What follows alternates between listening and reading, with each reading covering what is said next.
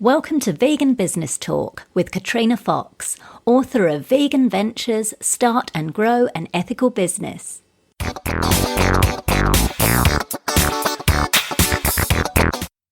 Hello and welcome to episode 132 of Vegan Business Talk.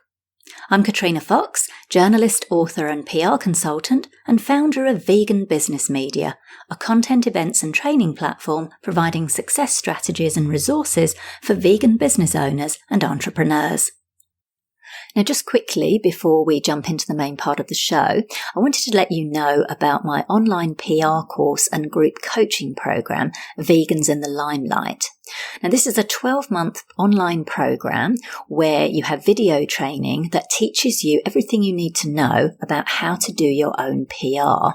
You can ask questions on the platform, and you can also post your proposed pitches and media releases before sending them to journalists to get my feedback.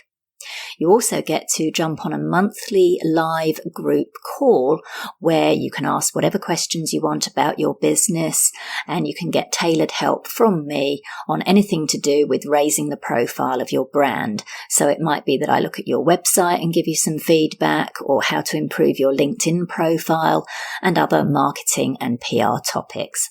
So if you'd like to find out more about that, just hop on over to veganbusinessmedia.com and you'll see a link there for Vegans in the Limelight. And now on to the main part of the show. In this episode, I interviewed Jeffrey Harris, co-founder of Plant Power Fast Food, a vegan fast food chain in San Diego, California. Jeffrey has spent the past 30 years working in the professional audio industry, mostly as a regional and national sales account manager for top brands. In 2004, he began to contemplate the idea of building a nationwide chain of 100% plant-based fast food restaurants.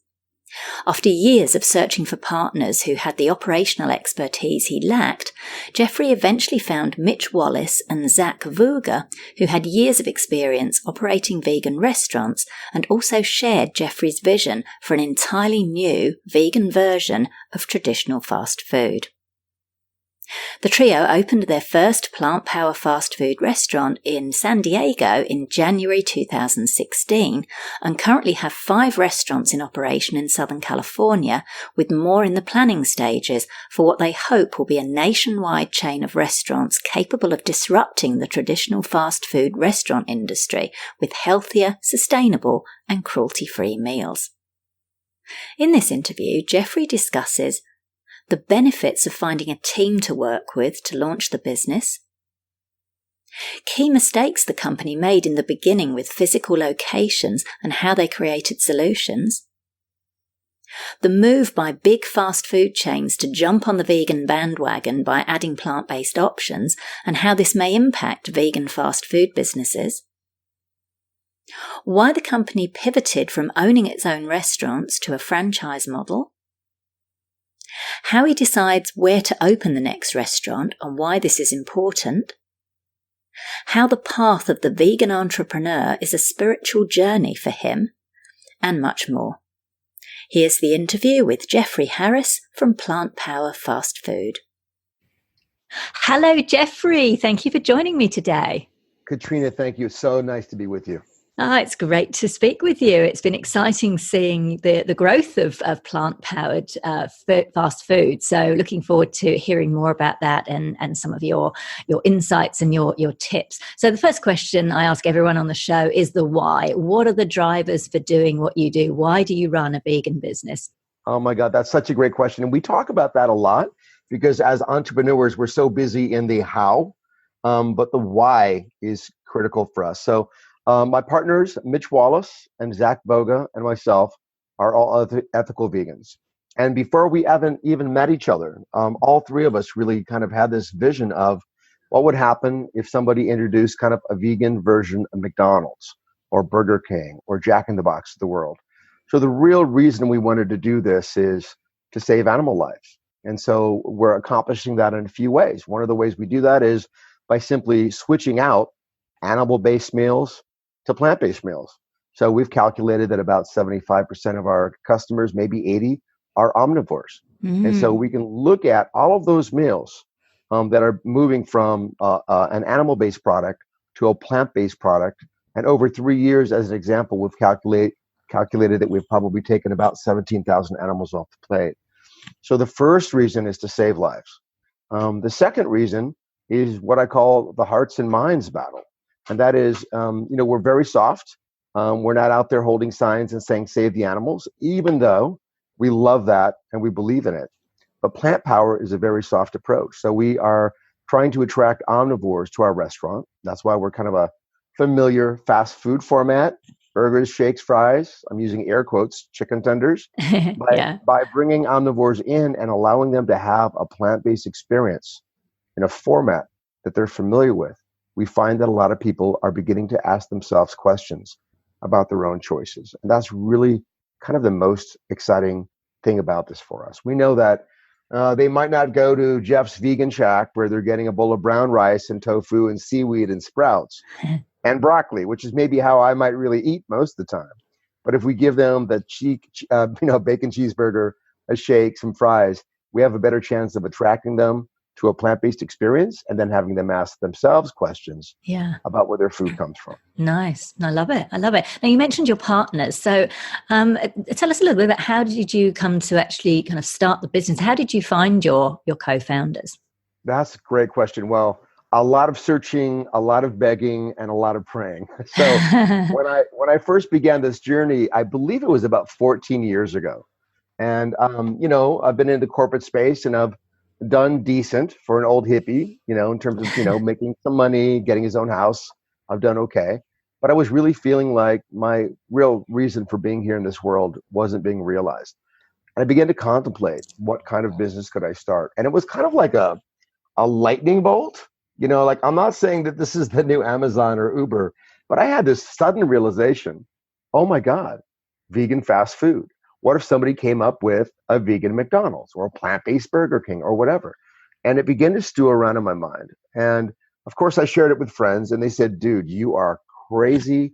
Nobody will buy plant-based fast food. This is like 14 years ago. The world hasn't quite shifted yet. But I kept on it. And so, what I realized is that I didn't have the operational expertise part of the equation. I felt that I had a lot of understanding about branding and marketing and maybe raising funds and kind of promoting a vision, building company culture, working with employees. But I figured maybe someplace somewhere out there's the other part of the equation, the guy that knows how to operate a fast food restaurant. And then maybe by some crazy stretch of the imagination, that person would actually have the same crazy vegan fast food vision that I had. And I literally tried for years and Googled and had interviews and I figured, well, if I hire a high price consultant, we'll immediately realize that this is brilliant and they'll work for free and they'll find me somebody. But none of those things happen. And there's a little spiritual component to the story that I have shared, and I will share it here. I mean, I literally stood on my back porch at one point and kind of offered a prayer to the universe. And I said, okay, if you want me to do this, and when I say you, I mean like the everything, right? All of us. Yeah. Universe, if you want me to do this, give me a sign because I'm getting tired and I don't want to be a crazy old man with a dream.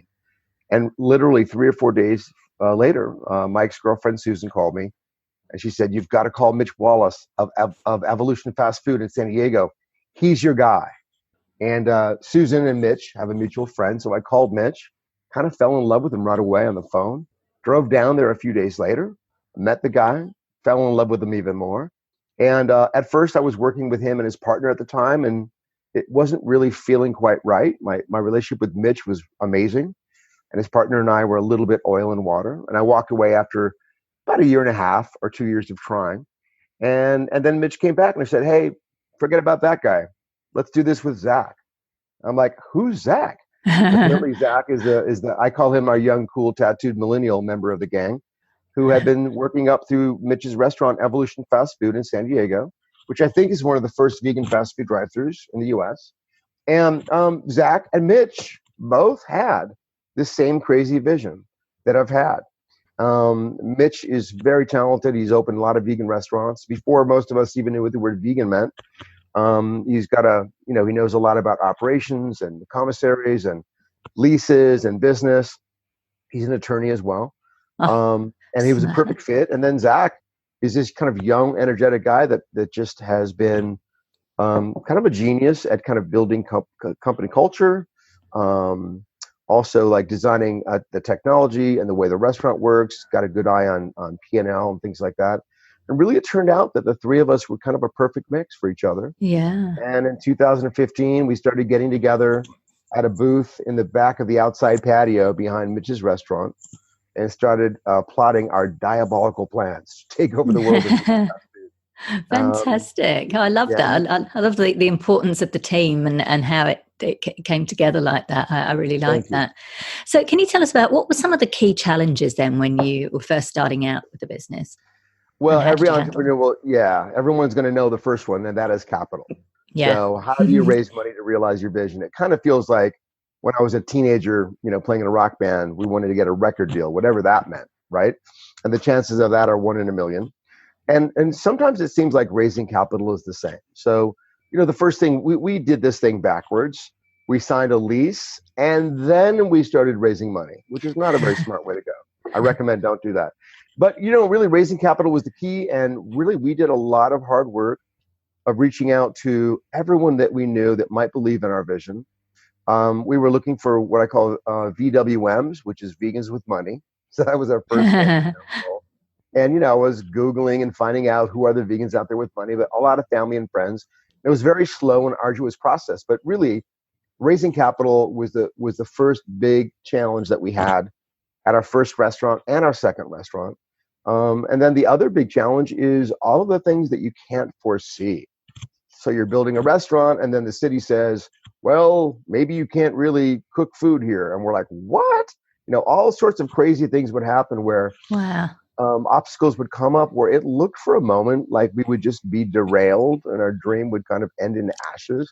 But we just never gave up. We came across so many moments where we were really forlorn and sad and scared, but we just kept pushing. We'd make that next phone call or have that next meeting with the city or hire that next architect. And one by one, the obstacles that did come up for us would be overwhelmed by our persistence. And we've been fortunate because, sometimes it's hard out there. But I'd say capital is the first thing. And the second thing is just kind of overcoming all the obstacles that you can't even foresee.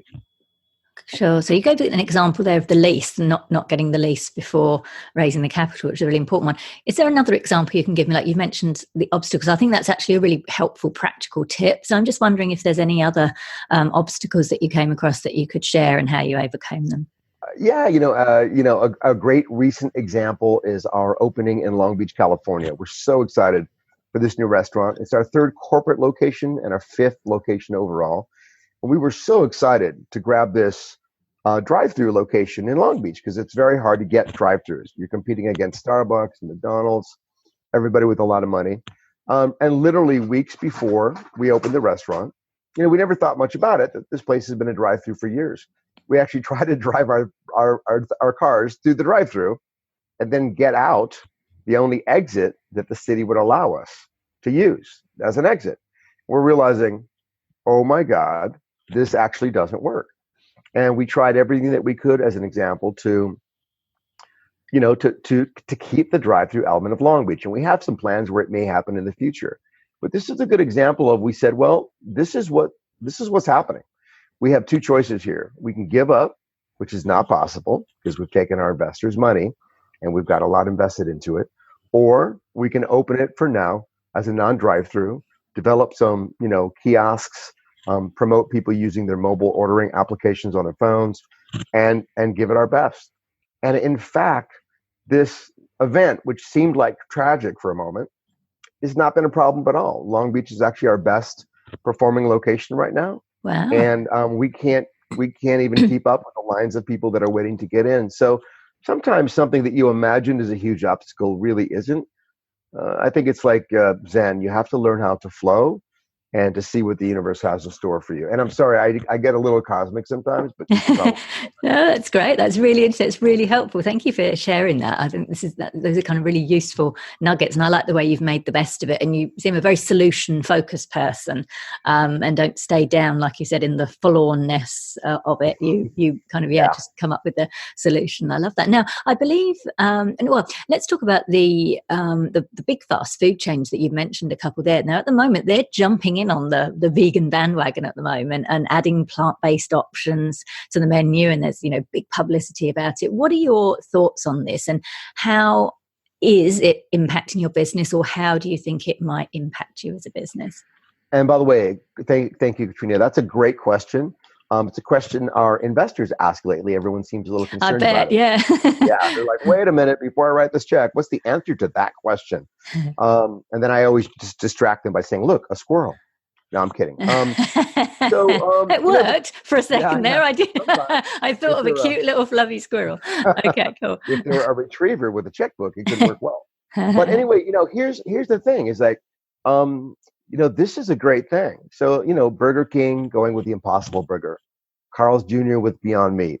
I believe that Del Taco's coming on, KFC.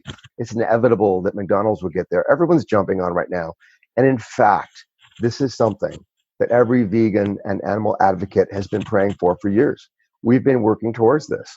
So one thing we need to say is that this is a incredibly positive development, and we're glad to see it happening.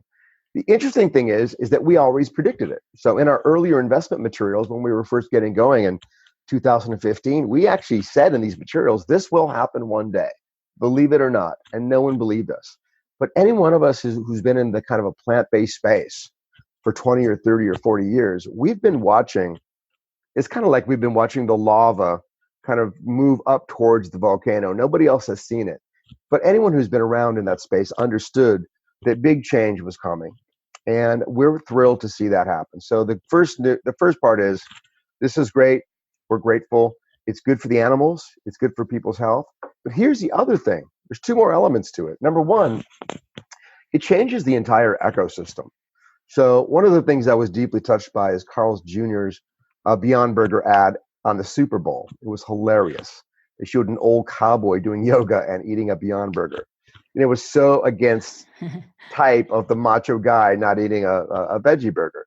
The truth of the matter is that these large chains are giving credence to and normalizing the idea that everyone, including tough guys, can eat veggie burgers or vegan burgers. So this is a great sea shift in terms of consciousness. So I think that that's changing the ecosystem. It's also making people more aware of this gradual change that some of us have been seeing for a long time. Now it's coming to the surface, and people are having to acknowledge that the world is changing. And I actually think that makes businesses like ours or other similar businesses, a Veggie Grill or Native Hut or Next Level Burger, I think it's going to give all of us quite a lift. But the last thing I wanted to share about this, which is I think that the key point, and that is what I call brand. So I'm sure that there's many wonderful humans working for these big fast food giants. These big fast food giants do a significant amount of damage to the planet by the support of animal agriculture. A few vegan burgers is not going to change that. They really are not doing good things for the world. I'm sure there's great people that work there, that make a living, that would like to see it different. That said, these big companies they're not really here to make a change, to save the animals, to improve our health, to save the environment. They're here because they're motivated by a fundamental organizing principle of most major corporations, and that's profit. I'm not criticizing the pursuit of profit. Plant power is all about profit. But the question goes back to what you asked before, and that's the why. Why are we here? And that leads me to this brand. So when I think of Carl's Jr., Burger King, McDonald's, I'm grateful that they're serving vegan burgers. But when we think about these brands, we think of large kind of monolithic corporations who have in fact done a bit of damage to the planet and to people's health. We know that they're not in it, to create a vegan utopia on this planet. But when people think about plant power or other similar brands, which are 100% plant-based and GMO-free, we're not using plastic straws or knives or forks. They're plant-based. We're using biodegradable materials as much as possible. More and more of our locations will be solar powered. We're offering a completely revolutionary take on traditional fast food. And even for consumers who aren't vegans and who are not committed to being plant based, they can see and feel that this brand has some kind of an authenticity to it. And in fact, while we've watched this sea change and the introduction of vegan products at the major brands, we're seeing a huge spike in our sales. We're doing fine, and I believe that as we continue to open restaurants, these offerings from the majors are simply going to improve the ecosystem for brands like ours. I will say that one day somebody might say, let's put $1 billion behind the next plant power. Like, let's build a gigantic, completely vegan brand and overtake the market. And then if that happens, I think that some of the small independents like us will have some thinking to do. And that's certainly a possibility. But the other possibility is that capital will want to find its way into the segment, and that they will begin to support brands like ours that have a new vision. Got it. I love it. Brilliant. I love that answer. Now, in terms of your business model, I believe you own the current restaurants and you hire staff rather than operating on a franchise model. So I'm curious why you decided to go that route and what are the pros and cons? Great question. Actually, our first 2 restaurants were corporate restaurants, but we have in fact pivoted to a franchise model. Oh, okay. So our restaurant in Redlands is a franchise model. We opened up San Diego State University as a franchise, although we might buy it back into the company because we really are excited about being on campuses and having a lot of control. We have 3 or 4 more franchise locations in development right now. So I'll tell you why we did that. From a business point of view, even though we think we're really cool, and even though we have really extraordinary unit level metrics, in other words, our top line sales are competing like with McDonald's locations, but our EBITDA, or our net profit, is way beyond what people are achieving in fast food right now. So we have a very, very strong model. That said, I don't think anybody out there is going to give these 3 crazy vegan hippies $20 million right now to build 15 new corporate locations, even though it's very, very profitable. And even if they did, Mitch and Zach and I would probably end up with like 2% of some company. So it's just not possible at this moment. Therefore, we've elected to kind of endeavor to expand our franchise infrastructure and support franchise growth. And what that does for us is allows our franchisees to basically capitalize our expansion. So it might cost between $1 million and $1.5 million to get a new plant power to that first day where the doors open. If we want to open 10, 15, 20, 30 restaurants in the next 3 or 4 years, we don't have the capital to do that ourselves yet. And so we're allowing our franchise partners to really kind of power that movement for us. We do see the need to keep building corporate units because from a business point of view, they're extraordinarily profitable. I mean, for the kind of investment that we put in them, the return is crazy. So we are, in fact, going to be building 2 more corporate units from our Series A capital raise. And in the future, we'll build more as well. But for the next 3 or 4 years, when we're trying to get to 15, 20, 25, 50, 100 units, I think the franchise strategy will be a big part of how we'll achieve that. That's great. And it's good that you're offering other people the chance to effectively run their own vegan business and be part of the franchise, which is great. So you talked about the different locations. How do you decide where to open next? Because obviously, as you mentioned, the location for a physical business like yours is really important. So how do you decide where you're going to open, and why have you focused on Southern California to start with as well? Yeah, great question. I'll answer your second question first, and that is, of course, I'm actually LA based. And fortunately, when I found my partners after a long search, they were in San Diego, which I guess is better than Oklahoma or Arkansas. So, as we developed our organization and our team, we're here. Our first round of employees and managers are all here. So we're Southern California based to begin. Our first location was interesting. It's in the Ocean Beach area of San Diego. And I joke with people that we kind of, licked our finger, put it up in the air, kind of felt which way the wind was blowing and said, yeah, that feels right. But in fact, what we were seeing was a high traffic pattern, a very interesting mixed community of kind of like Venice, California, hippies, surfers, yogis, yuppies, a few homeless crackheads, just kind of the right mix to be cool. And we were across the street from a natural food co-op. So we kind of looked around that area. We saw the yoga studios, we saw the natural food co-op, we saw the traffic flow, and it looked right. So back then, we really didn't start with any super intelligent demographics other than our intuition. Thankfully, it was the most amazing location ever. I mean, it's just grown by leaps and bounds every year. And we kind of did the same thing with our second location in Encinitas, California, which is right off the freeway. It's across the street from a hospital complex next to a Vons. It just felt right for us. But now at this stage, we've got 5 restaurants open. And it's not difficult for any real estate broker to start to plug in addresses and actually analyze the demographics.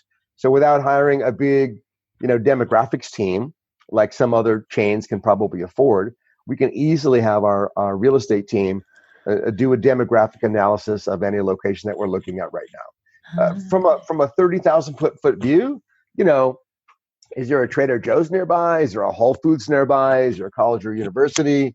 Is there a 99-cent store? Maybe not the best match yet. And that's not to say that we don't want to be everywhere one day, that we don't want to be in urban environments or in the food ghettos. We certainly do. But at this early stage of our growth, we can't take any big risks. We need every single unit to be very successful. Got it. Lovely. That leads nicely into my next questions, which are around how has the business been funded to date? We beg for money. I'm kidding. But no, I'm kind of true. It's kind of true. So basically, all of our growth right now has been capitalized by investors. So we've started out with a very strong ethic of not really accumulating debt at the beginning of our operation. Now, from one point of view, we couldn't accumulate it if we wanted it, because really no one's going to lend. It's very challenging to get a loan to open a restaurant, let alone some crazy vegan fast food restaurant idea. The only way to do that is to put your house up on the line, if you're lucky. So that was out, but we also really didn't want to use the debt model anyway, because we thought it would put too much pressure on the business. But we were very, very confident in what we're doing. So we basically sought investors who would share both the benefit and the risk for us. And thankfully, they've all done really, really well so far. So thus far, we've had 3 separate raises at the unit level. So we raised money for Ocean Beach and for Encinitas and for Long Beach. And now, of course, we're at the next stage in our capital raise. But raising money and getting investors is just been probably one of the most challenging things to do, but it's also so satisfying because we become close with these people. I mean, we get to send them their good news reports on their check once a quarter, and we love doing it. Are they mainly vegan investors, Jeffrey, or just people who are interested and can see the growth in this sector? That's a great question. I think it's a combination of both. I think when we're looking at smaller investors, which we were able to do before, and we can't now, but the 10, 20, 30, $50,000 investors, we were getting a lot of what I would call the mission-based inspired vegans who said, yes, this is what I want to support. This is the thing. And then, even some of our larger vegan angels, we got those as well. And then we got a few, people that were watching the plant-based segment that went, holy moly, I want to get into this. And so we got some of those as well. Now, as we move to the next level of fundraising in our Series A, we're talking to the same 2 groups, but now it's different because there are larger capital investors now that frankly don't really care about our mission, but they've watched the success of the Beyond Meat IPO and the explosion of interest in the plant-based segment, and they want to get in. And honestly, they may not care about our vision. And conversely, we do have what I would call vegan angel investors that do have some abundance and some wherewithal, and they want to support us, but they also have to invest their money in such a way where they get a return. Yeah. So they still do all their due diligence, and they usually have their financial teams pour through our figures.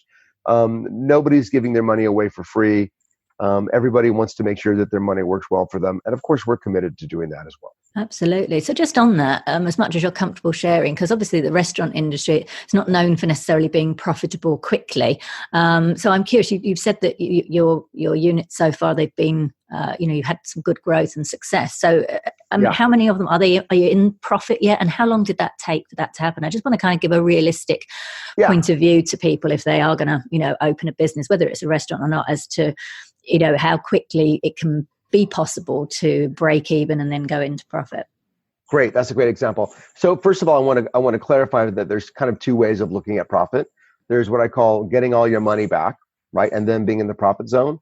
And then there's kind of operational profit or the EBITDA of the business itself. So let me address that one first. So people have told us it might take, 6 months or a year before your restaurant is breaking even. You're just going to be burning cash, and one day there'll be enough customers and you'll actually be in the black.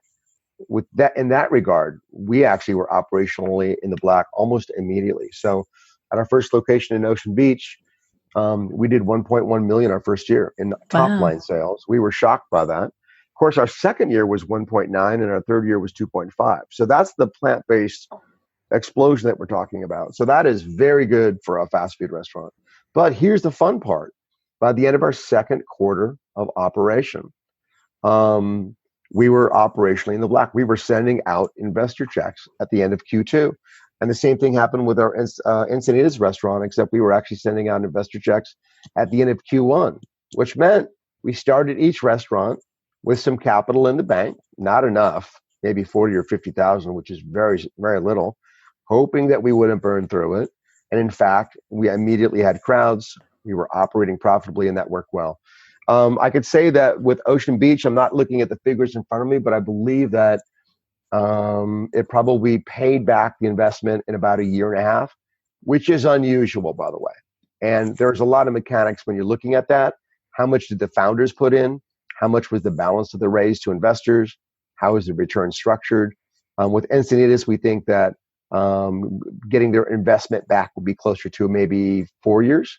But in the meantime, they're getting 80% of our profits as an example, and they're getting big checks. Wow. So far we've been doing great, and we just opened up Long Beach, so we haven't seen a P&L yet, but we're already tracking it, and it's probably going to be one of our most successful locations so far. Amazing. So you're currently planning an investment raise. So tell us briefly a little bit about that. What is the investment opportunity, and what do you hope to gain? Cool. Thank you for asking. So it's important to note that up till now, we've really kind of been in what I call phase one. And so phase one is asks a few questions. If we build it, will they come? So in other words, will we get top line sales? Will people come to our restaurants? Do they like it? Will they spend money? The answer for phase one has been a big yes. The second question is, if we build it and they come and they spend their money, will we be profitable? Will we operate in such a way where we're actually profitable, successful, giving investors a good return? Again, the answer has been yes. And then the other third part of phase one has been, will the franchise model work? So in a franchise model, we take some of the profits, actually we take some of the gross sales from the franchisee. So the question is, will a franchisee be able to profit and do well with our model after we take our percent off the top? And again, the answer is yes. So phase one is kind of leaving us with like 5 restaurants with 3 or 4 more planned.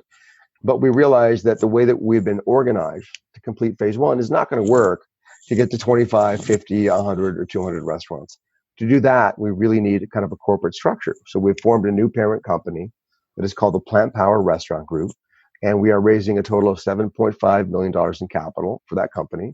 I won't go into all of the details, but the basic overview is we'll be using those funds to expand our commissary operation so we can get up to 25 or more units in Southern California, and maybe based on distribution, possibly all of California. We want to build a couple more corporate units because those are very profitable and those can create revenue for the parent company. They can power our ability to kind of build up our infrastructure. And then lastly, we're using a portion of that money to roll up our first 2 corporate restaurants into the parent company so that we can capture that revenue, which means we're paying those investor groups a certain amount of money based on our contractual obligations with them. So we're really, really excited about the raise because it signifies a huge next step for us. We've left the ma and pa phase one, which went better than we expected. We're entering phase 2, which is really based on opening at least 25 units over the next 2 or 3 years in Southern California, and we're right on track with that. And then, of course, once we prove that we can do that, it's really time to go much, much bigger, phase 3. So one of the things that investors ask me about an investment in our parent company, they go, well, how do I get money? What happens? Are you going to send me checks? And the truth is that unlike our first few restaurants, where we were simply giving a percentage of profits to those investors, this is definitely a mid to long-term play. We're building a rocket ship or a race car that we feel will be able to capture a portion of the $250 billion fast food industry. Now, that's a big number, Katrina, so I apologize for throwing it around. No, that's But okay. fast food in the US is over 250 billion. The flexitarian market, people that are trying to eat healthier more often or more plant-based, is grown from about 25 to 35%. So theoretically, there's like a market opportunity of over 90 billion. Now, I'm not saying Plant Power is going to go get that, but I do think that if we continue to execute and accelerate the way we are now, we could be one of the contenders to capture a percent of that or 2% of that one day. And that's really what we're going for. So the new parent company and this investment, I kind of liken it to, if we do well, it's like investing in Steve Jobs when he was building little computers in his mom's garage. If we don't do well, you won't see your money, but that's always the case. Yeah. And so far we've done well, and it's exciting for us because we're bringing in smarter people now. We've got a great restaurant CFO. We've got an advisory board. We've had to grow beyond just the three of us, and bring in people that know actually how do you do that? How do we can get up to 25 units? How do you go to 2 or 3 or 400 units? How does that happen? We haven't done that before. So we're bringing people onto our team who actually do know how to do that. Great. Smart. Love it. Now, in regards to the word vegan in your marketing materials, on your website and the prominence of the word, there's the two schools of thought that it's still limiting. People are, the vegan myths around veganism are still there. And others are like, no, it's a trendy niche right now, so we should use it. And obviously, you've called yourself Plant Power Fast Food rather than vegan fast food. So tell us a little bit about your thoughts on the use of the word vegan and your choice of how you use it, how much you use it or not.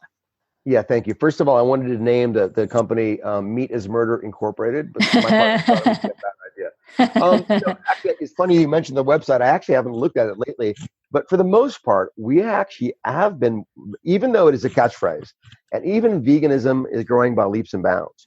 The truth of the matter is that we kind of veer towards talking about ourselves publicly as a plant-based brand. So there's two sides to that. Everyone's been asking us, like marketing companies and PR firms are going, how have you guys built such a huge brand in 3 or 4 short years? And part of that is the fact that the vegans are really devoted to brands like Plant Power. So we can do a little post and it's vegan fast food and every vegan on the planet shares it with 100 of their omnivore friends. And we can do amazing marketing based on the excitement of the vegan and the animal rights community to get the message out there. So that's interesting.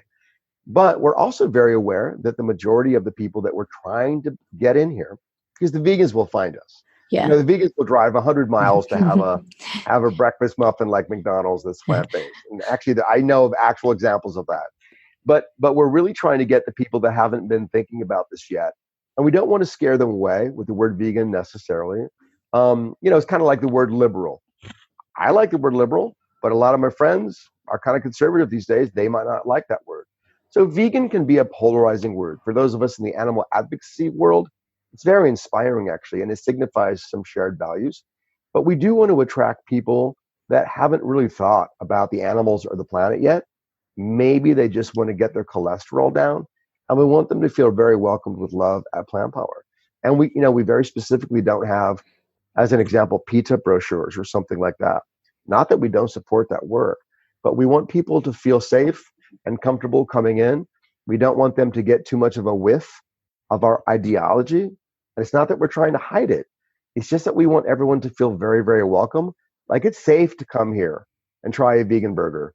And don't worry, we're not going to ask you to sign up to the secret vegan club and pyramid scheme. It's just come on and hang out and we're going to serve you with love. Got it. Makes sense. Perfect. What marketing strategies have been and are the most effective in attracting customers, and particularly the non-vegan? Like I know you've mentioned the vegan ones, and like you say, we will find things we share on social media. But what marketing strategies have been most effective in attracting the majority of your customers who, as you've said, are not yet vegan? That's a great question. I think that there's kind of 2 ways to look at it. First, I want to mention the failed technique. I'm a little older than my younger partner, Zach, right? I'm in my late 50s. And so I was really excited when we opened our first restaurant about taking out some cool, edgy, full page ads, like in the San Diego free periodicals out there. But that's very, very expensive, and it's really hard to measure whether or not it works at all. Yeah. And so the truth is, what we've really found is that social media allows us to talk to whatever groups we want to talk to. We can aim an ad on Facebook towards, now you and I might know that a majority of vegans are women, for example. So if we wanted to aim a Facebook ad to women between the ages of 25 and 40, we can actually do that. If we have an ad that we think would kind of touch that community, or maybe young moms, we can do that. So we've had an extraordinary success of having videos that we've produced or videos other people have produced about us go viral on social media, primarily these days, Instagram and Facebook. But we've also been able to use that tool to kind of aim ourselves at, maybe people that are practicing yoga or people that are trying to lower their cholesterol. So we're able to use that same format to go after people that are kind of outside of the traditional vegan market community. And it's been amazing. The other track that we've used is PR. And I'll give a shout out to our PR firm. This is a great story.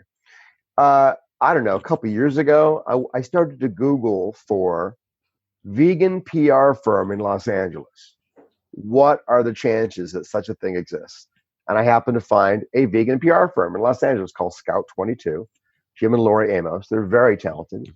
And what they have allowed us to do is to kind of leverage our success and leverage our brand and get that turned into articles on social media or print that we could then leverage again in social media.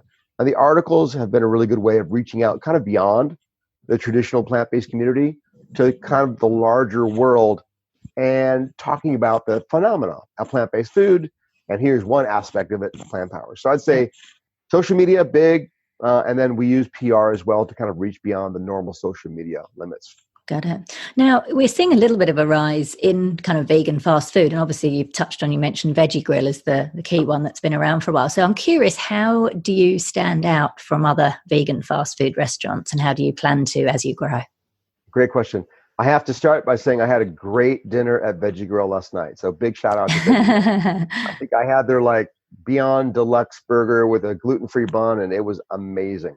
That's a great question. So first of all, every time I go into a Veggie Grill, I'm just so excited of how they've evolved. Their customer experience, their menu, they're absolutely doing it right. I know one of the founders, and I'm just proud of what they've done. They've also, frankly, shown the way in many ways. They along with Native Foods are really the first two vegan national restaurant chains, Loving Hut perhaps being a third. So they've kind of shown that there's a market out there for this, and we appreciate that. If I look at Veggie Grill, Native Foods, and Loving Hut, and some of these others, we're really talking about restaurants that would be described as fast casual.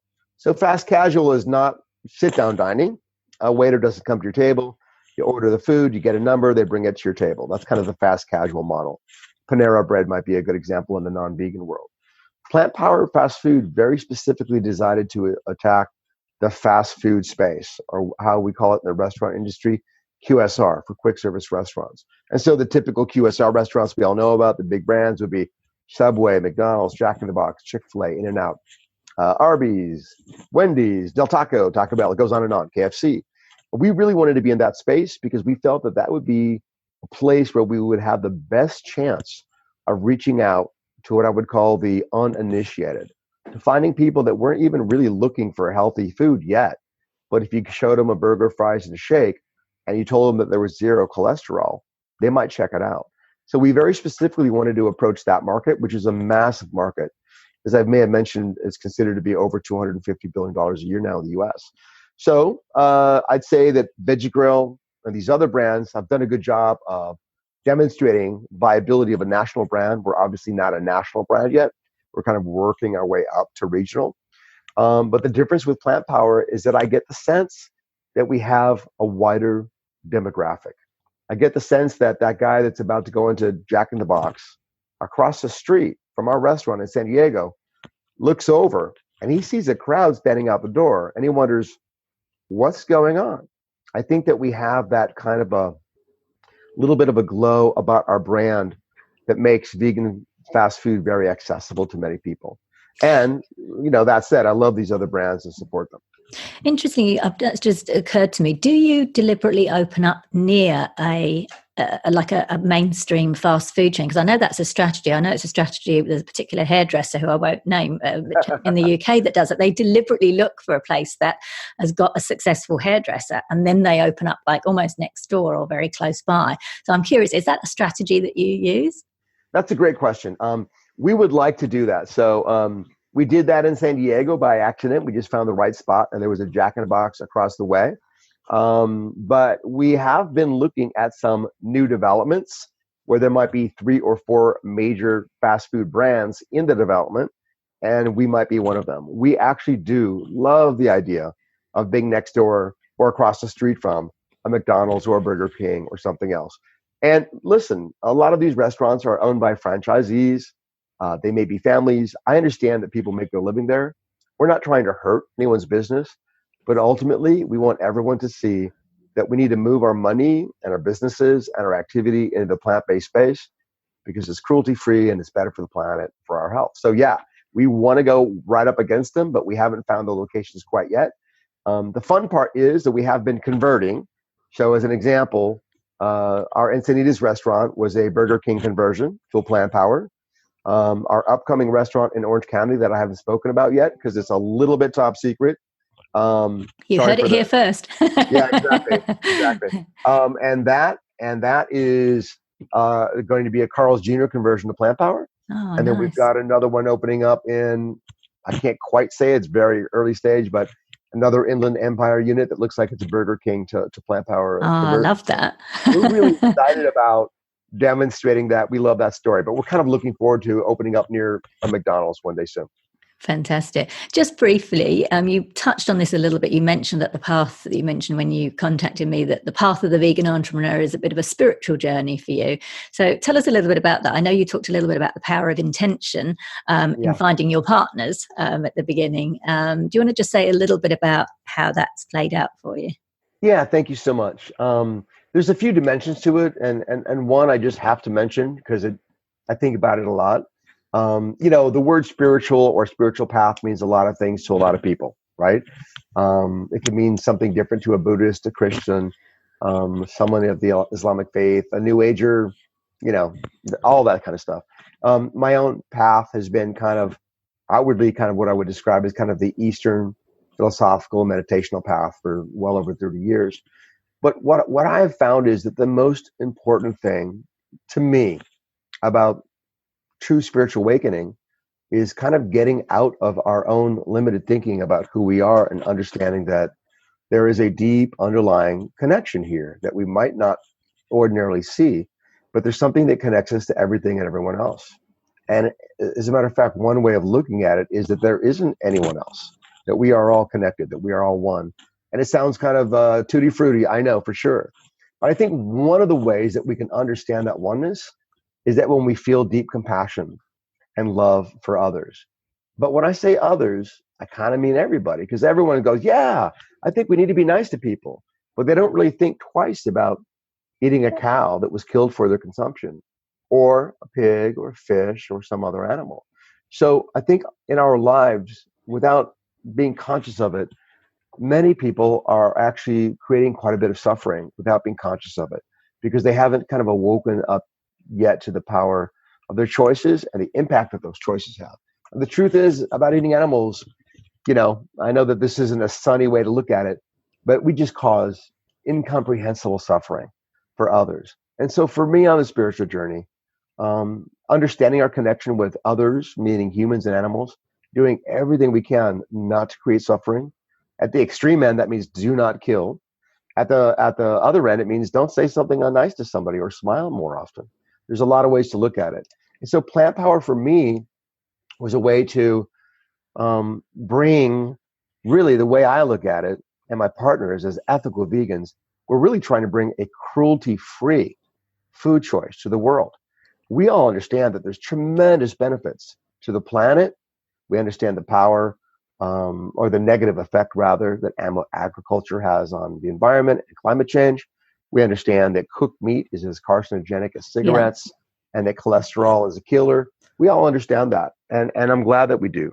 But my partners and I we just really feel that everyone will benefit if we eat food that doesn't come at the expense of someone else's suffering. I'm quite present in the yoga and meditation communities quite a bit. And what I realize is that people are kind of having their spiritual experiences and doing their thing. But when, they take a break, they go have a chicken salad sandwich or they have a, hamburger, but it's okay because it was grass fed. What we want to show people is that cruelty-free, kind life is a better path. And that's the case for me. The other part of the equation is that starting a restaurant like this is like climbing like Mount Everest. As a matter of fact, I think climbing Mount Everest would have been much easier.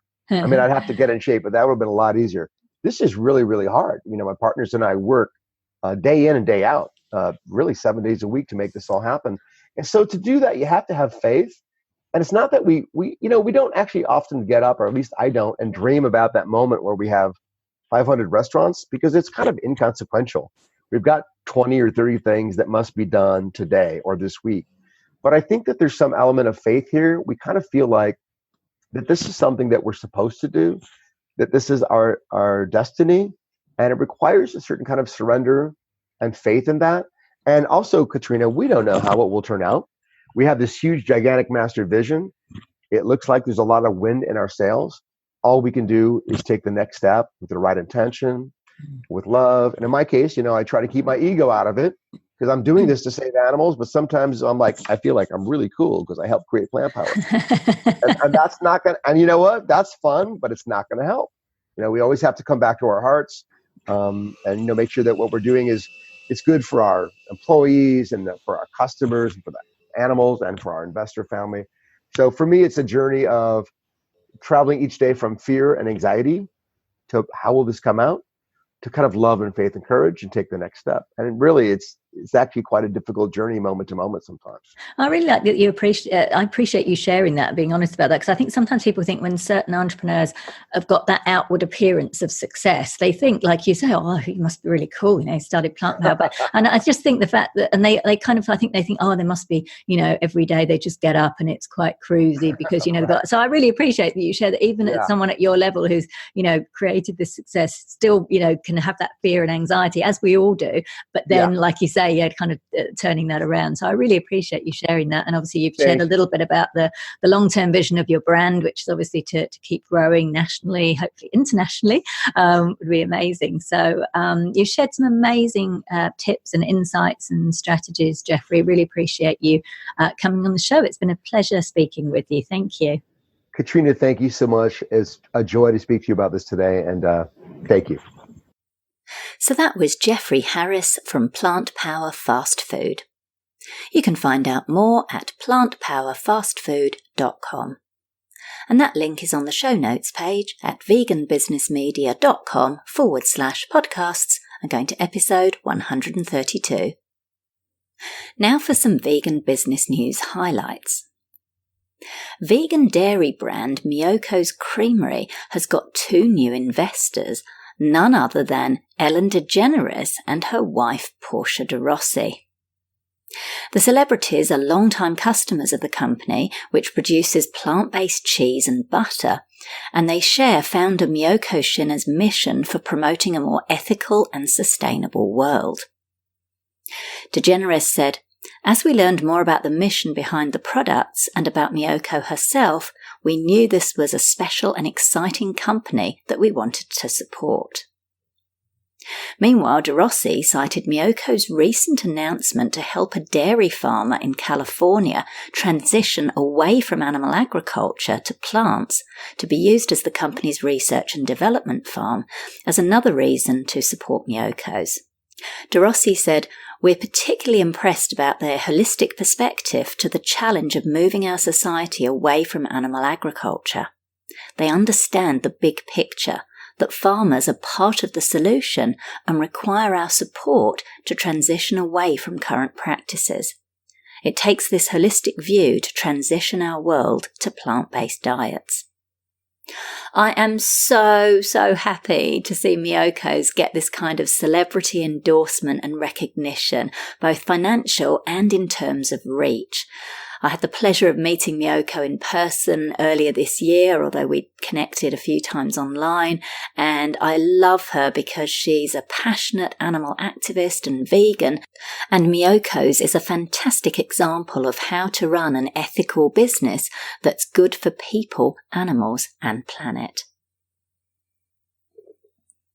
Popular plant-based meat brand Tofurky will launch a collection of humorous, ugly vegan sweaters, or jumpers if you're from the UK, on the 3rd of December, that's 2019 if you're listening in the future, to celebrate the 25th anniversary of its popular turkey, without an E, roast, reports Veg News. The line includes 2 colourful sweater styles. One says "Say Yum," which pays tribute to the growing plant-based meat trend, with pictures of forks and knives over a winter-inspired background. And "High Five" features a vegan hot dog high-fiving a bun with a message on the back wishing everyone a politically airtight holiday season. The company will donate all the proceeds from the sweater sales to Wild Aid, an organisation that works to fight climate change and protect endangered species. I love this initiative. I interviewed Tofurky founder Seth Tibbott for my book Vegan Ventures, and he told me about how the brand was always meant to be fun, and when he embraced that personally and stopped trying to act like a conservative businessman back in the 90s, Tofurky really took off. It's really important to be creative in your marketing, so I hope that this will spark some ideas for you on how you can promote your products or services in non-traditional ways. And if you come up with something really cool or really out there, drop me a line at katrina@veganbusinessmedia.com, and I may include you in a future news highlights section of the show or on the Vegan Business Media blog. So that's it for this episode of Vegan Business Talk. Thank you so much for tuning in. If you enjoyed the show, I'd really appreciate it if you gave it a review and rating on iTunes or any other platform you're listening on. Finally, I encourage you to head over to veganbusinessmedia.com, where you can find more free resources as well as details of how we can work together to help you grow your vegan business. I'm Katrina Fox, author of Vegan Ventures, Start and Grow an Ethical Business. And I look forward to catching up with you in the next episode of Vegan Business Talk. Bye for now.